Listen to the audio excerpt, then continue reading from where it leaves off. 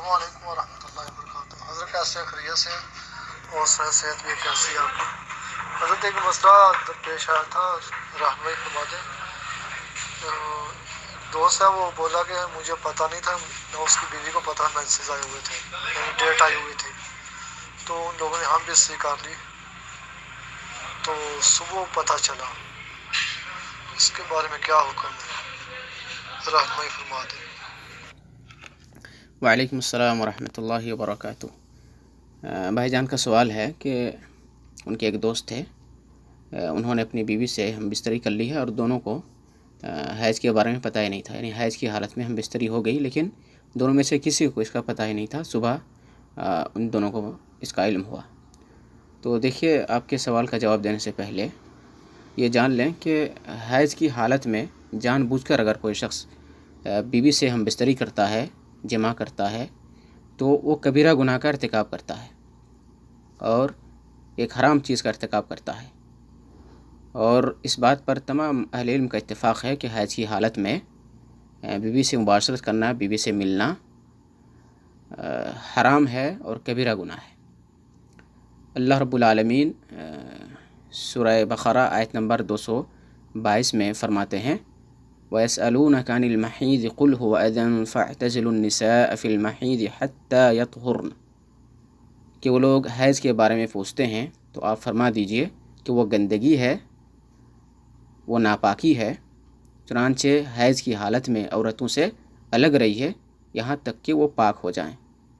تو اس آیت سے معلوم ہوا کہ حیض کی حالت میں عورت سے مباشرت کرنا حرام ہے،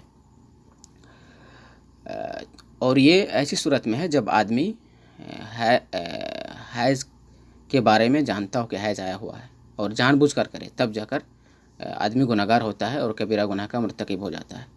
لیکن اگر کوئی شخص حیض کے آنے کا علم نہیں رکھتا ہے یا پھر حیض کی حرمت کا بھی اس کے پاس علم نہیں ہے، یا بھول سے، یعنی پہلے اس کو معلوم تھا کہ حیض آیا ہوا ہے لیکن مباشرت کے وقت وہ یاد نہیں رہا، یا پھر کسی آدمی کو مجبور کر دیا جائے کہ تم حیض کی حالت میں بیوی سے مباشرت کرو ورنہ تمہاری گردن اڑا دوں گا، اور ایسی صورت میں وہ بیوی سے مباشرت کرتا ہے، ہم بستری کرتا ہے، تو ایسی صورت میں کوئی گناہ اس پہ نہیں ہے، کیونکہ اللہ رب العالمین غلطی کو یا بھول کو معاف کر دیا ہے۔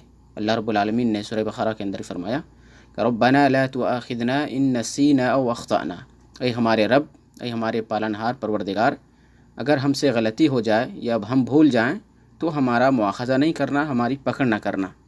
حدیث میں آتا ہے کہ جب یہ بندہ یہ دعا پڑھتا ہے یا کہتا ہے تو اللہ کہتا ہے قد فعلت، کہ میں نے ایسا کر دیا، یعنی اگر تم سے غلطی ہو جائے یا بھول جاؤ تم، تو تمہارا مواخذہ نہیں ہوگا، میں تمہیں نہیں پکڑوں گا، تمہاری گرفت نہیں ہوگی اس پر۔ تو معلوم یہ ہوا کہ اگر آدمی جان بوجھ کر ایسا نہیں کرتا ہے، غلطی سے ایسا ہو جاتا ہے، تو اللہ رب العالمین اس کی پکڑ نہیں کرے گا اور اس پر کوئی کفارہ بھی نہیں ہوگا، اس پہ کوئی گناہ بھی نہیں ہے۔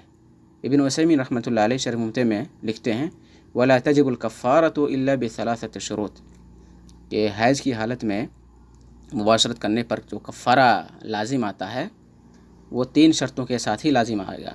پہلی شرط یہ ہے یکون عالماً، کہ حیض کی حالت میں مباشرت کی حرمت کا علم ہو یا حیض کا علم ہو۔ دوسری شرط یہ ہے یکون ذاکراً، مباشرت کے وقت حیض کا اسے علم ہو کہ بیوی کو حیض آیا ہوا ہے۔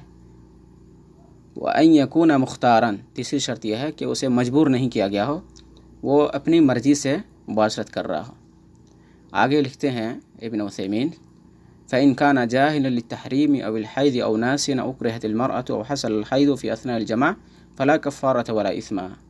فَإِن كَانَ جَاهِلًا لِلتَّحْرِيمِ، یعنی حیض کی حالت میں مباشرت کی حرمت کے بارے میں اگر علم نہ ہو یا حیض کے بارے میں علم نہ ہو کہ اسے حیض آیا ہوا ہے نہیں آیا ہے، یا بھول گیا ہو اس وقت، یا عورت کو مجبور کیا گیا ہو، یا پھر اسی طرح سے جماع کی حالت میں حیض آ گیا ہو، تو ایسی صورت میں اس پہ کوئی کفارہ بھی نہیں ہے، کوئی گناہ بھی نہیں ہے۔ واللہ اعلم بالصواب، وجزاکم اللہ خیرا۔